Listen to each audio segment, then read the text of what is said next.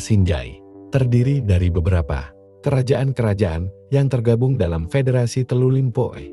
Dengan demikian, Sinjai sebenarnya terbentuk dari gabungan 10 kerajaan di masa lalu. Telulimpoi terdiri dari kerajaan-kerajaan yang berada dekat pesisir pantai, yakni Kerajaan Tondon, Bulu-Bulu, dan Lamati.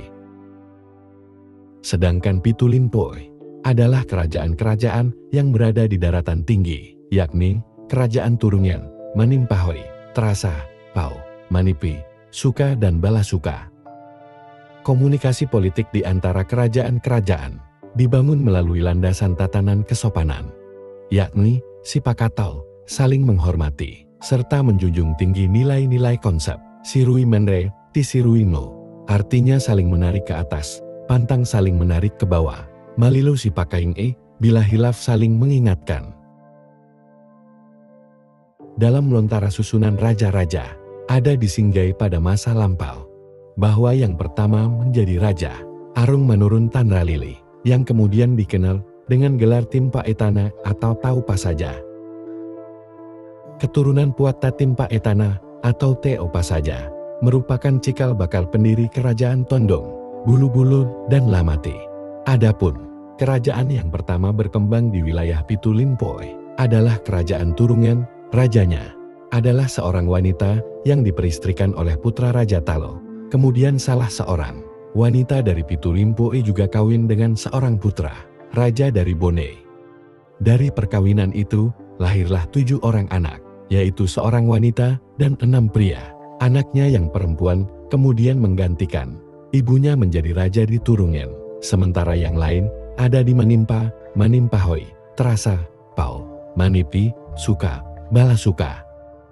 Sekalipun kerajaan-kerajaan tersebut tergabung ke dalam persekutuan, namun pelaksanaan roda pemerintahan tetap berjalan pada wilayahnya masing-masing, tanpa ada pertentangan dan peperangan yang terjadi di antara mereka.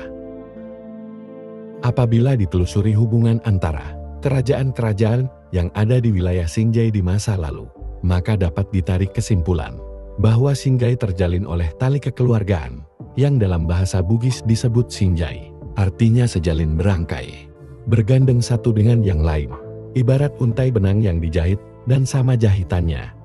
Hal itu diperjelas dengan adanya gagasan pemersatu yang digagas oleh Raja Lamati 19 untuk memperkukuh bersatunya antara Kerajaan Bulu-Bulu Lamati. Pasijai Singkeruna, Lamati Bulu-Bulu, artinya satukan keyakinan Lamati dengan Bulu-Bulu. Sehingga setelah meninggal dunia, beliau digelar dengan Puatta Matindro Iri Sijaina. Keberadaan kerajaan-kerajaan di wilayah Sinjai masa lalu ditandai pula dengan adanya benteng yang dibangun tahun 1557.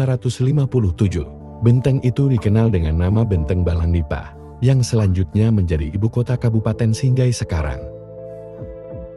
Benteng Balangnipa tersebut biasa juga disebut dengan nama Benteng Telulimpoi, karena didirikan secara bersama-sama oleh 3 kerajaan, yakni Lamati, Bulu-Bulu, Tondong, dan berikutnya. Benteng tersebut dipugar oleh pemerintah Hindia Belanda.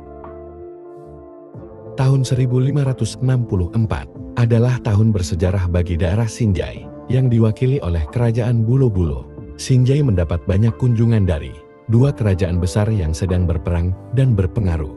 Hal ini disebabkan Sinjai letak sangat strategis, berada pada daerah lintas batas, dan sangat strategis bagi kedua kerajaan, yakni Kerajaan Boni di utara dan Kerajaan Gowa di selatan.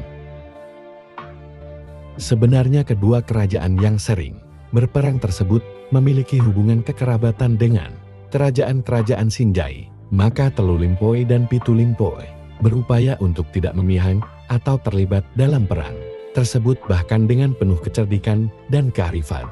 Raja-raja Sinjai berusaha mempertemukan pimpinan kerajaan tersebut agar berunding dan berdamai.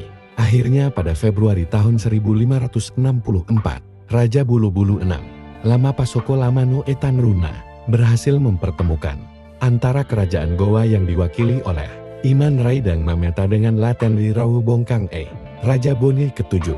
Pertemuan itu disaksikan oleh raja-raja lain, sehingga lahirlah perjanjian perdamaian, yang kemudian dikenal dengan perjanjian Topekong atau Lamumpatuiri Topekong. disebut Lamung Patuiri Topekong karena perundingan itu dilaksanakan dengan upacara penanaman batu besar.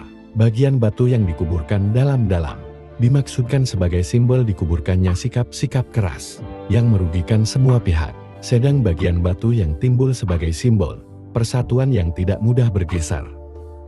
Adapun isi perjanjian Topekong tersusun dalam bahasa Bugis, yang artinya pertama, saling mengizinkan dalam mencari tempat bernaung, saling memberi kesempatan dalam mencari ikan.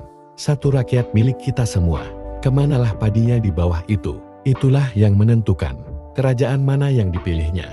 Kedua, musuh kerajaan Goa juga musuh kerajaan Bone dan Telulimpoe. Demikian pula sebaliknya.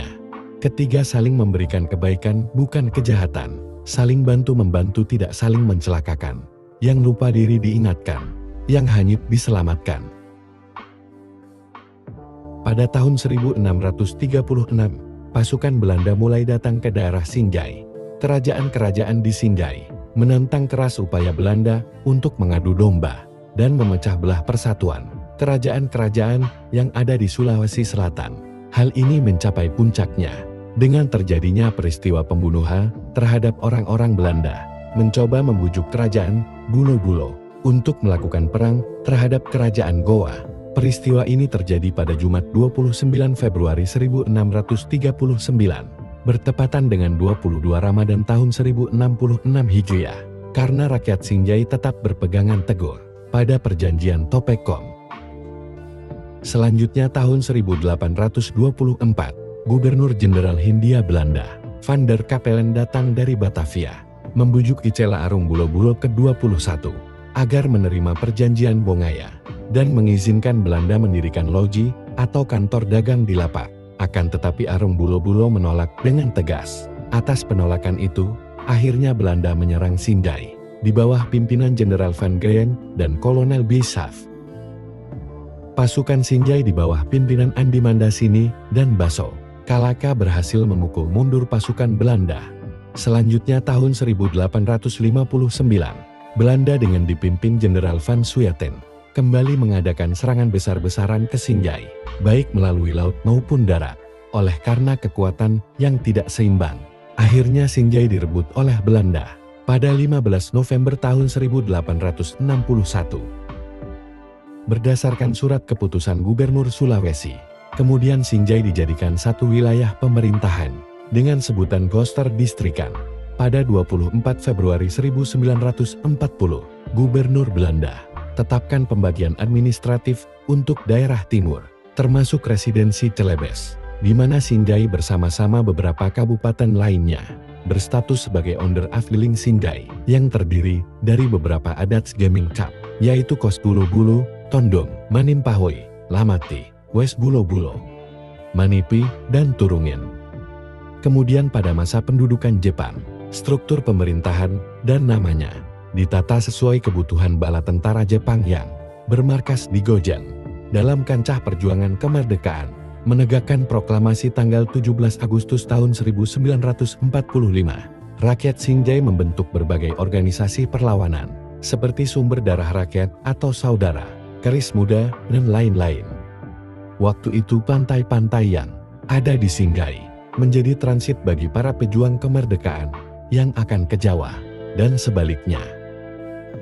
Pada tanggal 20 Oktober tahun 1959, Sinjai resmi menjadi kabupaten berdasarkan Undang-Undang Republik Indonesia Nomor 29 Tahun 1959. Kemudian tanggal 27 Februari tahun 1960, Abdul Latif dilantik sebagai kepala daerah tingkat 2 Sinjai yang pertama. Hari jadi Sinjai ditetapkan bertolak dari tahun 1564 yang diperingati setiap tanggal 27 Februari tiap tahunnya. Hal ini berdasarkan Peraturan Daerah Kabupaten Sinjai Nomor 17 1995 tentang penetapan hari jadi Sinjai. Saat ini, Sinjai terus berkembang dan membangun menuju masa depan yang cerah dengan motonya Sinjai bersatu bersih, elok rapi, sehat aman, tekun dan unggul. Sementara itu, Sinjai juga salah satu unsur dari aliansi 4 daerah yang dikenal dengan nama Boswasi, Bone, Sopeng Wajo, Sinjai. Terima kasih telah menonton Infonea. Jangan lupa dukung Infonea dengan cara like dan subscribe, nyalakan tanda lonceng, agar selalu mendapatkan informasi tentang video terbaru dari Infonea.